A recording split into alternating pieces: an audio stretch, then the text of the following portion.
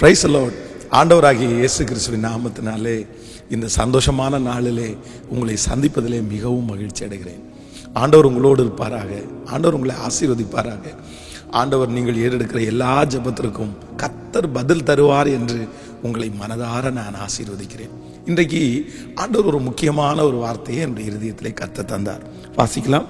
2 ராஜாக்களின் புஸ்தகம் 4ஆம் அதிகாரத்தினுடைய 7வது வசனத்தை நம்ம வாசிக்க போகிறோம். அவள் போய் தேவனுடைய மனுஷனுக்கு அதை அறிவித்தாள்.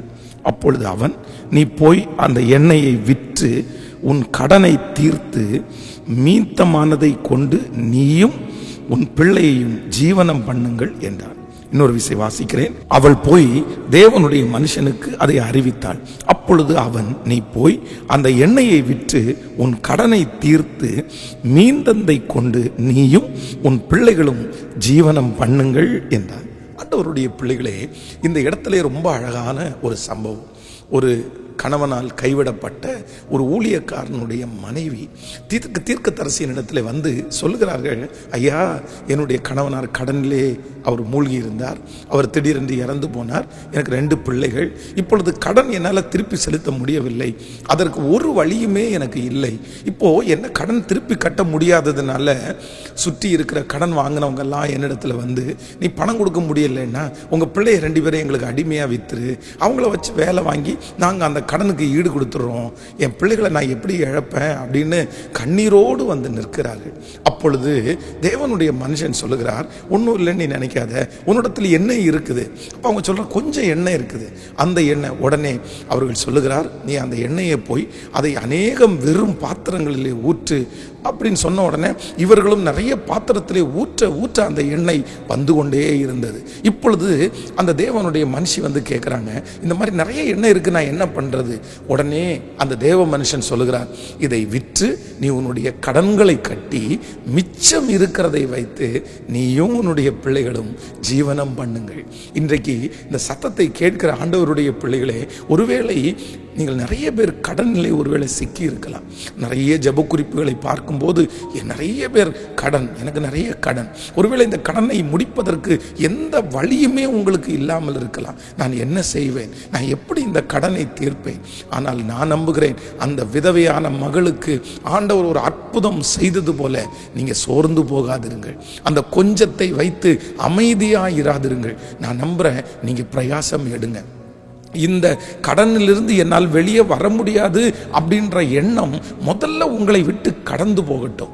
முதல்ல என்ன வேணும் அப்படின்னா, இல்லை, என் தேவன் எத்தனையோ பேருடைய கடன்களிலிருந்து விடுதலை கொடுத்திருக்கிறார், நிறைய பேருடைய கடன்கள் தள்ளுபடி ஆகிறதற்கு ஆண்டவர் கிருபை செய்திருக்கிறார், அந்த தேவன் இன்று ஜீவனோடு இருக்கிறார், நீங்கள் கவலைப்படவே வேண்டாம். அந்த கடன்களை முடிக்கிறது மட்டுமல்ல, தேவன் உங்களை ஆசீர்வதிக்க போகிறார், உங்க பிசினஸ் திரும்ப ஆசீர்வதிக்க போறார், உங்க கைகளை கர்த்தர் ஆசீர்வதிக்க போறார், உங்க வேலைகளை கர்த்தர் ஆசீர்வதிக்க போகிறார். அந்த ஆசீர்வாதத்திலே கடன்களை முடிக்கிறது மட்டுமல்லாமல் நீங்கள் ஜீவனம் பண்ணும்படி மிச்சம் எடுக்க உதவி செய்வேன் என்று கர்த்தர் வாக்கு கொடுக்கிறார். ஆண்டவர் நிச்சயமாய் உங்களுக்காக ஒரு புதிய வாசலை கர்த்தர் திறப்பாராக. நீங்களும் நானும் ஆராதிக்கிற தேவன் யார் என்றால், அவர் வழி இல்லாத இடத்திலே வழியை திறக்கிற கர்த்தர். இந்த சத்தத்தை கேட்கிற ஆண்டவருடைய பிள்ளையே, கடனிலிருந்து என்னால் வெளியே வரவே முடியவில்லை, நான் என்ன செய்வேன்? எப்படி எப்படி எப்படி பெரிய கேள்விக்குறி இருக்கலாம். ஆனால் ஆண்டவர் இன்று ஊழியக்காரன் மூலமாய் கர்த்தர் வாக்கு கொடுக்கிறார், வழியே இல்லாத அந்த விதவைக்கு ஒரு வழியை திறப்பது உண்மையானால் உங்களுக்கு ஒரு வழியை திறப்பேன் என்று கர்த்தர் வாக்கு கொடுக்கிறார். உங்களுக்கு ஒரு புது வழி திறக்கும். இஸ்ரவேல் ஜனங்களுக்கு முன்பாக எந்த வழியுமே இல்லை, அந்த பாதையை கடப்பதற்கு எந்த வழியுமே இல்லை, திகைத்து போய் நிற்கிறார்கள். ஆனால் அவர்களுக்குத்தான் வழி இல்லை, அவர்களுடைய கண்களுக்குத்தான் வழி இல்லை.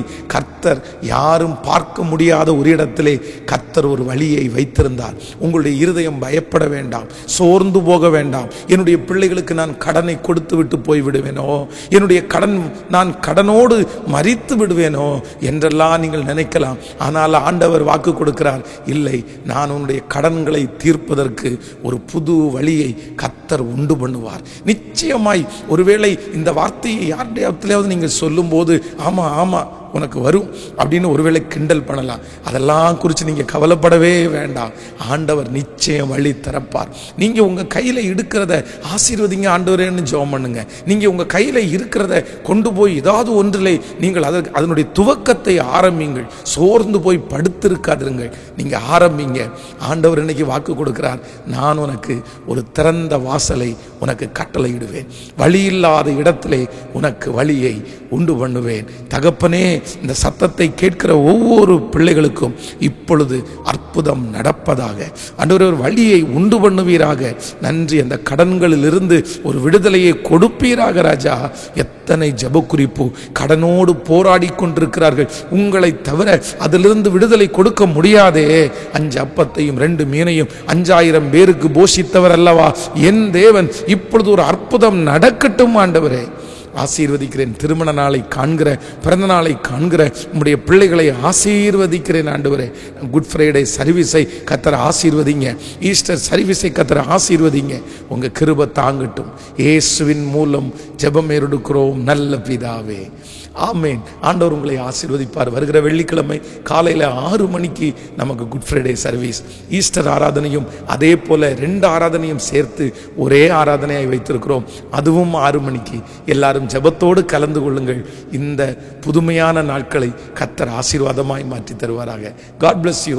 மீண்டும் நாளைக்கு சந்திப்போம். Praise the Lord.